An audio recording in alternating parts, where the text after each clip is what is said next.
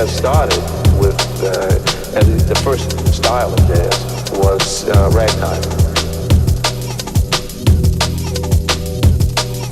A lot of people think that ragtime is pre-jazz, but according to Louis Armstrong, according to Sidney Bechet, and some of the people that helped create it, now that was the first identifiable style. The idea... Ain't too shabby, huh? This is my land now. You can call this beach the beach of base science from now on. And remember, it's a nudist beach, the most important thing. Don't forget that. Anyway, they don't freaking throw around the PURA VIDA in Costa Rica for nothing, huh? Okay, first impressions. The very first one, when I walked out to the airport, it smells like something I have never smelled before. And it is kind of funky. I don't know how I feel about it, but 2 days in, I'm probably used to it now.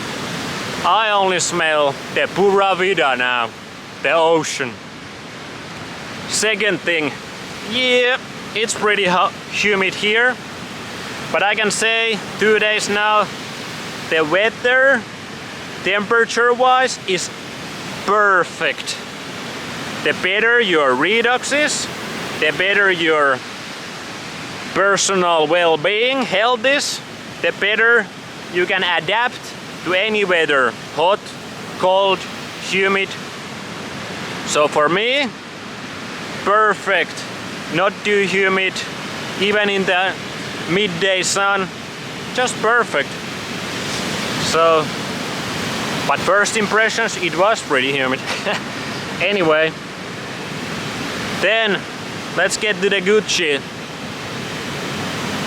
I was walking to my bus yesterday and I was just kind of looking around of the city life of Alajuela, the area around the airport, and I look at the houses, the cars, the motorbikes, the freaking sidewalks.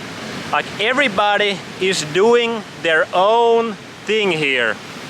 Nobody is the carbon copy of each other, like it is in Finland, like it is in America, like it is in the Western world.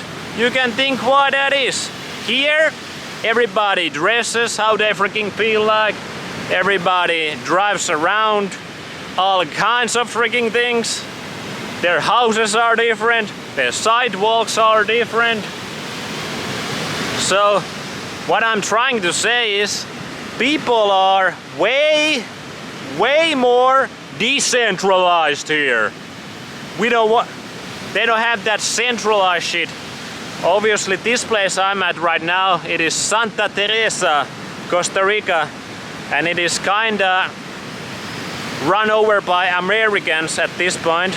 There's a few Americans. Obviously, there's not many people here right now. It's the off season. But like I said, where I'm from Finland, every young kid has the same freaking dressing style, same freaking haircut. They watch the same shows. They talk the same way. They have the same beliefs and ideas programmed into their minds.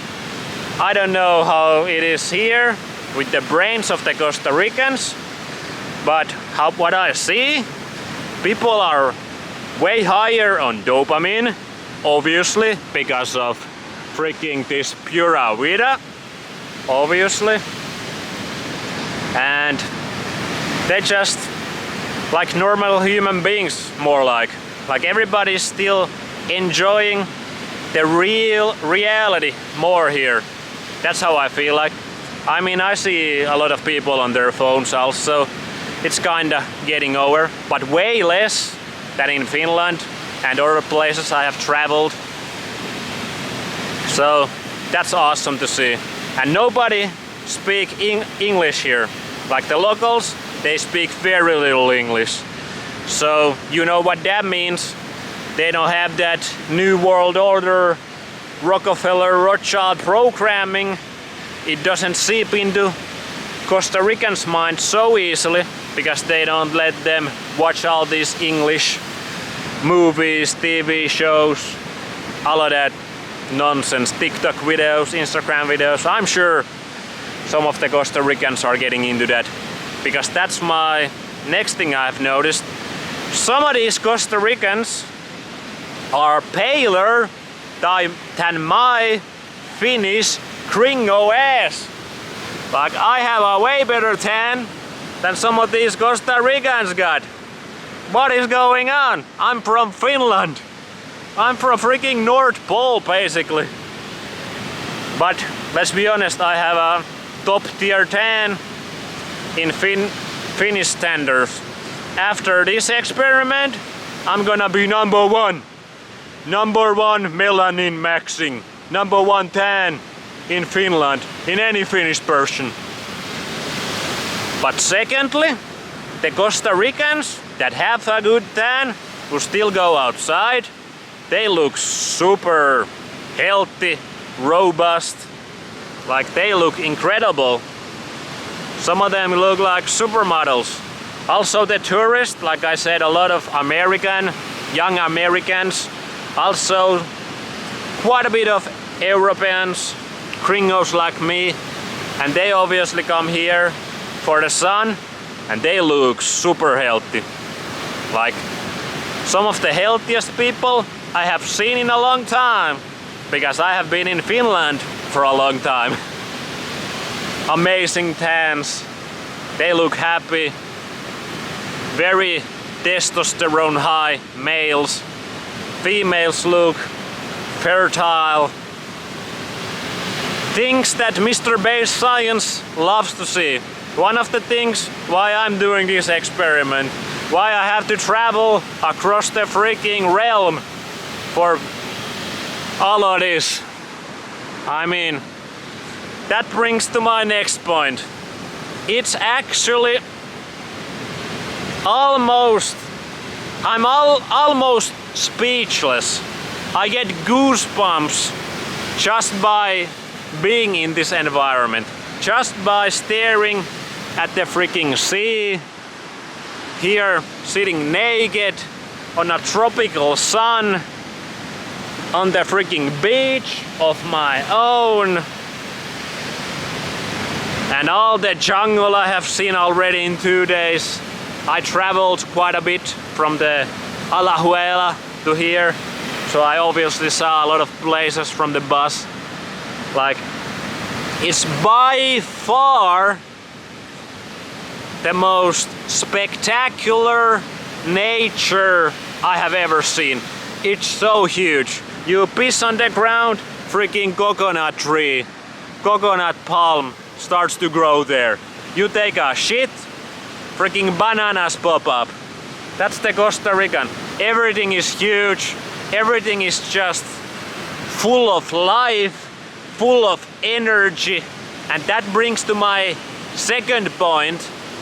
I traveled 14 hours on planes. I basically traveled 40 hours straight here. I didn't sleep at all in the first night here. Last night I slept perfect because I was already on the beach before that for a few hours. So what I'm trying to say here is it's only been 2 days since all of this traveling, messing up my circadian rhythms because of the time zones. It's 9-hour time zone difference from Finland. I don't feel any jet lag. Actually, I feel better than I have felt maybe ever. Maybe since I was a freaking teenager on some holiday in Mediterranean or something. So like decades ago. So the key point here is the energy this place has on this environment is insane, and you can actually feel it. The freaking sun, the power of the sun yesterday it was cloudy, but there was some sun through the clouds, and the sun felt like somebody put freaking supercharger batteries on my ass, and it was freaking charging my gringo ass on max level. That's how it felt for me. Like I was like charging up like I have never felt before. And like I said, that's one day without a sleep from the freaking 14 hours of flying in a freaking EMF hellhole. I'm gonna talk about that in tomorrow's video. So that's just insane to me, how actually good I feel already. Like how freaking dramatic the change is just in freaking 2 nights, 2 days basically, 1.5 days. Secondly, the humidity feels like nature's warm, nourishing hug for you. It feels like nature is hugging you constantly. It's nourishing you. Mother Earth is nourishing you. That's how it feels. The freaking sun feels like it's charging up your batteries, and the humidity, the grounding, the nature, the trees, all of that cosmic energy shit or whatever feels like it's hugging you, just freaking holding you very gently, very smoothly, like nothing is wrong, everything is perfect. Makes me kind of think, however human beings evolved, we evolved from the tropics, because we know if the people from the tropics that have haplotypes, tropical haplotypes, coupled haplotypes, highly melanated people, when they go to the north, where I'm from, they go kind of crazy. They start to have all these mental health, physical health problems. But a gringo like me, who has been over 30 years in Finland, can come here with an uncoupled haplotype and feel PURA VIDA in a freaking day. Here's crabs everywhere. So that's probably the coolest point, obviously. That's the best point. That's why I came here. That's why we are doing this experiment. Maybe something goes extremely wrong and all my theories I came up here with are trash. I will let you know. But right now, next up, already 2 days in with the humidity, with the sunshine, tropical sunshine, it feels like my skin, my hair, my outer terrain is also the best it has ever been. Like it looks super smooth, it feels super smooth, just incredible, honestly. Just incredible. I'm almost speechless, like I said, how big the change is. So, those are my first physical and I guess mental and I guess a little bit also spiritual things I have noticed. What else? Next up, the food is awesome. The meats, I've had some beef, some pork, I got some liver, I haven't tasted the liver yet. I had some tuna sashimi, I had some octopus and scallop sushi. The food from the supermarkets, the fruits, I had some coconuts from the beach, for free obviously. Some papayas. The fruits are probably, I'm gonna do a fruit episode for my fruitarian homies. Stop that shit. Get also on some meat. The food has been very good. The eggs, the egg quality especially, I was shocked how much better the eggs taste than the eggs in Finland. And I had about 10 raw eggs for breakfast yesterday. And usually I don't do that well on eggs in Finland. I cannot really eat that many eggs in Finland. I start to have some problems. Here, that brings to my next point. Here, I basically feel like food is not that important. You can be way more flexible with food. You can even drink fucking coffee if you want, because coffee is from tropical places like Costa Rica. If you eat the food here, you can eat freaking fruits here, obviously. You can eat, there's some cool birds. Which I guess brings me to my next point. The wildlife is insane also. I already saw a freaking huge turtle. I have seen about 50 different birds. I have seen about 5 different lizards in a freaking climbing in the trees, on the freaking ground, all different shapes and sizes. Like the place is just full of life. There's life everywhere you look at. So it's no freaking surprise that human beings also feel incredibly good here. So that's that point. Next up, it's been surprisingly clean, even in the Alajuela, the city. It's been surprisingly clean, not much trash on the streets. I was expecting way more. There's obviously some trash, some plastic bottles on the beach, but very little, very little. So it's been way more clean, which is nice to see. They probably do it for the gringos and tourists like me. So Costa Rica is pretty good on that. Next up, the prices.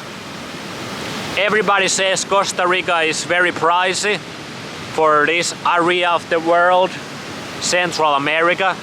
And I would say for Finland prices, EU prices, it is way cheaper. Everything is about half, except maybe some like unique prime products or whatever. But everything is basically half of the prices that I pay in Finland. Some of them might be even more, like 2/3 of the prices. The meats are about half the prices that I pay in Finland. But like I said, some of the higher quality beef cuts or seafood, they're still somewhat expensive, I would say. And the housing, I'm gonna show you that later. I'm gonna show how much I paid for that. But let's just say it is a very good deal, I must say. So, what else? What else? I guess not much else. Tomorrow I'm gonna give my thoughts about how to avoid jet lag, how to freaking biohack like a little nerd.